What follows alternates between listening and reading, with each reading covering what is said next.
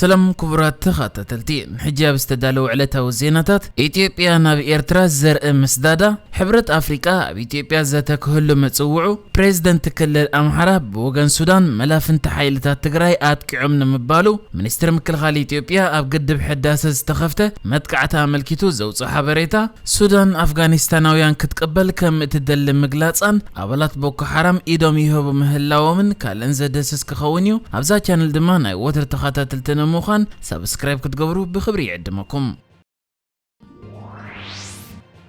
إثيوبيا ناب إيرترا قدما يزور ملأخ زرق أقرب كم زكايدت منكستاويان معكنات زينا إثيوبيا حبيرا إذن إثيوبيا معكنات زرقيحن عزلوا زينا كم زحبروخ أب مسرت إثيوبيا حملة زوبان مهلا ويلاخت قسكسول صنحت مدب ناب إيرترا قدما يزور مسداد زرق أقرب جيرا خمزلان بحجون كال زورات كله كم زخون نفليطن كم ذكر قدم حجي إثيوبيا ناب قرابة تهاجرات زرق أقرب كتسدد مخانا حبيرا زنبرت كوينو أبتشعوا أوصيات زنبرت حبريتها كاب تخلم مدب زلوا 7 بليون زرق أقرب 1 بليون ناب قرابة هاجرات كتسدد دليت كم زلوا تجلس نيريو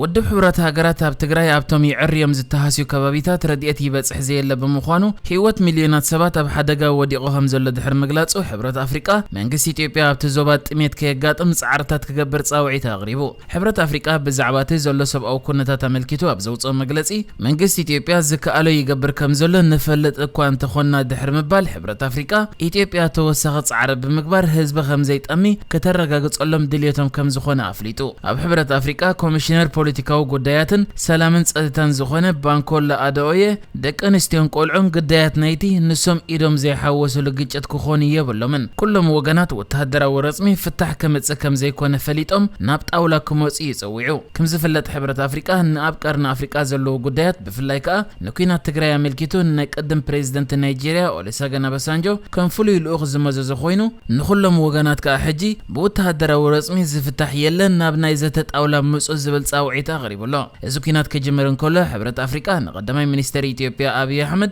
سلسته نقدم مرحتها هاجرات زنبرو لأخت سديدو زتخ جبر حتيتو وكانت نبرة أبي أحمد أبتشعو جزيجن نايحق مخبر سرحتيو أبقرب أوان كزاز يمكبل ملسي هيبو كم زنبرة يذكر كالئ مزكونتات بزتحز وهابك المنستر واتس أي قديات إثيوبيا زخونة دينا مفتي فولي لأخ حبرت أفريقيا زخونة أولوساغون اوباسانجو أم مبرق أفريقيا هانات زخونة تراخت أوت كم زخونة هاجرو أمنت كم زلوا كزاربن كله بزعبة حجي منقص زقبرو زلم معصاو امباسيتات عملكيتو دما هاغورو معصاو زيكوني ابا سررها حداثات تقبر كم زلا امباسيتات معصاوا مالت كا دبلوماسياو ركب بتيخا مالت كم زيكونه دحر مغلاص بزعباتهم ناب اديس ابا تملسو مستبهلو اب كالا هاغرات عقبات زحتو زلو امباسادرات زركبولم دبلوماسيات ኢትዮጵያ ካ ንሱ ዝፈልጦ ከም ዘይብሉን ኣብዚ እዋን ተመለሱ ዝተባሃሉ ኣምባሳደራት ናብ ዓዲ ተመሊሶም ብዛዕባ ዝግበር ዘሎ ሕዳሰታት ብመንገዲ ሚኒስትር ወጻኢ ጉዳያት ሓበሬታ ይቆስሙ ከም ዘለው ይተዛሪቡ ካልእ ምዝ ዘሎ ኩነታት ብዝተሓዝ ኣብ ኢትዮጵያ ኣጋጢሙ ዘሎ ዝቕባበ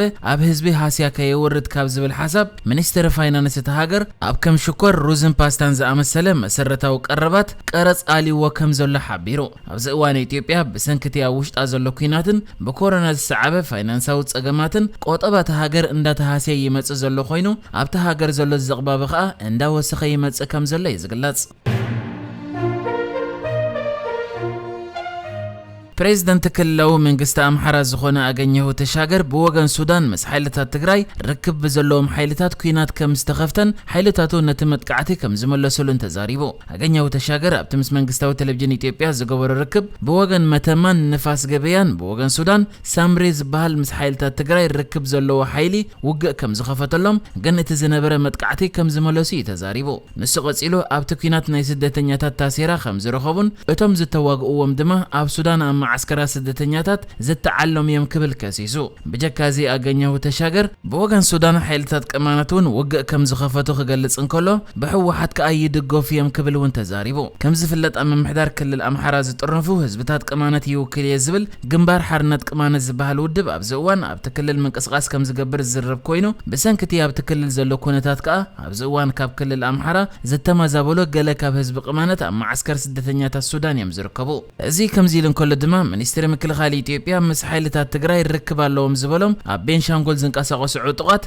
ኣብ ልዕሊ ግድብ ሕዳሴ መጥቃዕቲ ክገብሩ ፈቲኖም ኣብ ሽልዮ ክብል ኣፍሊጡሎ ኣብ ኣፍጋኒስታን ድሕሪ ዘጋጠመ ኩነታት ኣብታ ሃገር ምስ ኣሜሪካ ከምኡ ድማ ምስ ሓይልታት ኪዳን ዝሰርሑ ዝነበሩ ብዙሓት ኣፍጋኒስታናውያን ካብታ ሃገር ክወፁ ልዕል ጻዕሪ ክገብሩ ዝጸንሑ ኮይኖም ኣሜሪካን ካልኦት ሃገራትን ከዓ ክሳብ ሕጂ ልዕሊ 100,000 ዝበፅሑ ኣፍጋኒስታናውያን ከም ዘውፃያን ዝሕብራ ነዚ ተኸቲሉ ድማ ሕጂ ሱዳን እውን ኣፍጋኒስታናውያን ስደተኛታት ክትቅበል ድልውቲ ከም ዘላ ኣፍሊጣ ነዚ ጉዳይ ኣመልኪቶም ከዓ ሰበስልጣን ፀጥታን ምክልኻልን ሱዳን ብመሪሕነት ኣቦ ወንበር ልኡላዊ ቤት ምክሪ ሱዳን ዝኾነ ጀነራል ዓብዱልፈታሕ አልቡርሃን ኣብ ዝተጋበአ ኣኼባ ዘተዘካየ ኮይኖም እታ ሃገር ከዓ ኣፍጋኒስታናውያን ስደተኛታት ክትቀበል ድልውቲ ከም ዘላ ተሓቢሩ ከም ዝፍለጥ ኣብዚ እዋን ኣብ ኣፍሪቃ እታ እንኮነ ኣፍጋኒስታናውያን ስደተኛታት ተቐቢላ ዘላ ሃገር ኡጋንዳ ኮይና ሕብራት መንግስታት ኣሜሪካ ከዓ ነቶም ካብ ኣፍጋኒስታን ዘውፃቶም ዜጋታት ክሳብ ናብ ኣሜሪካ ዝኸዱ ተሳልጠሎም ኣብ ሳልሳይቲ ሃገር ክተጽንሖም ካብ ዘለዋ ድሌት ምስ ብዙሓት ሃገራት ክትዘራረብ እያ ጸኒሓ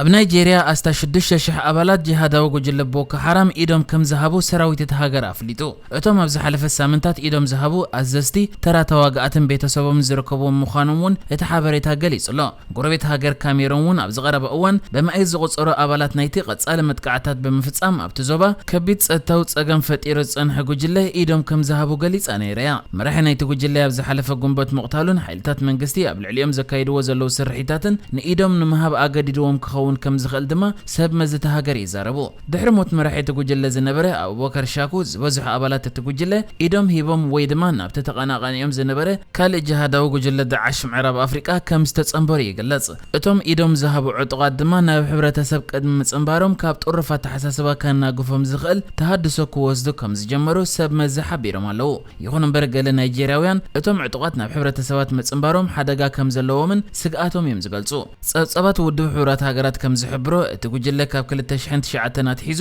ኣብ ናይጄሪያን ካልኦት ሃገራት ናይቲ ዞባን ኣብ ዘካየዶ መጥቃዕታት ልዕሊ 300,000 ሰባት ከም ዝቐተለን ብሚልዮናት ዝቑጸሩ ካልኦት ድማ ካብ መነባብሮኦም ከም ዘፈናቐለን ይፍለጥ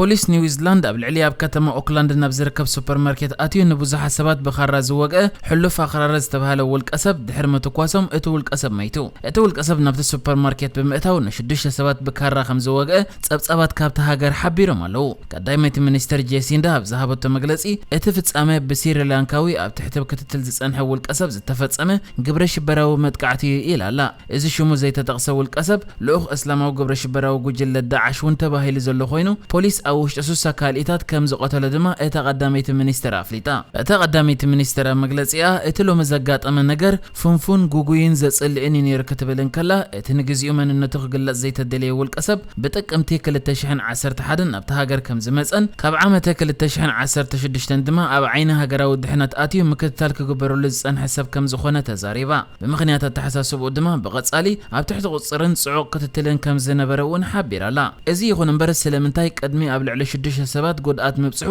ስጉምቲ ዘይተወስደሉ ዝብል ሕቶ ምስ ቀረበ ኮሚሽነር ፖሊስ እቲ ሃገር ዝኾነ አንድሪው ኮስተር እቲ ሓቂ ሓደ ሰብ ን24 ሰዓታት ክትከታተሎን ከለኻ ወትሩ ኣብ ጥቕኡ ክትከውን ኣይከኣልን እዩ ኣባላትና ከዓ ከም ዝከኣሎም ገይሮም ቀልጢፎም ብምኻድ ተወሳኺ ሓደጋ ከም ዘይበጽሕ እዮም ገይሮሞ ዘለዉ ክብል ይመሊሱ